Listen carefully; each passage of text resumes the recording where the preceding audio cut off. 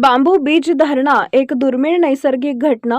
बांबूची उंची, त्यांचे रंग, रूप, पोकळ व भरीवपणा इत्यादी गुणधर्मानुसार भारतामध्ये एकूण 140 बांबूंच्या प्रजाती आढळतात। बांबू रोप निर्मिती हे सहसा परिपक्व बांबूंच्या पेराकांडाच्या जोडावर असलेल्या डोळ्यापासून करतात, पण बांबू लागवडीपासून साधारणतः 50 वर्षांनंतर बांबूच्या प्रत्येक पेरकांडांना फुले लागण्याची तपकिरी रंग व तांदुळाच्या आकाराची बीज निर्मिती होते।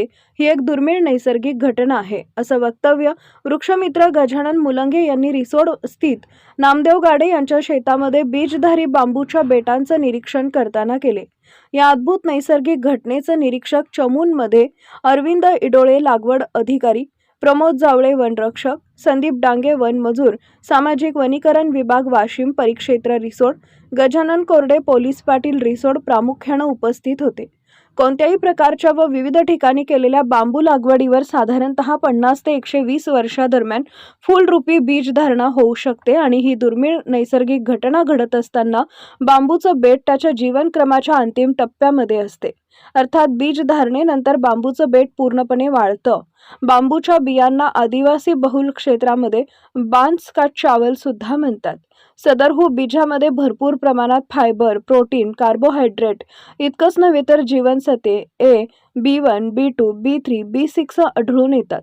त्याचप्रमाणे या बीजांच्या सेवनानं पुरुषांमध्ये शुक्रजंतूंची संख्या आणि स्त्रियांची प्रजनन क्षमता सुद्धा भरपूर प्रमाणात वाढते, हे तेवढंच खरं आहे।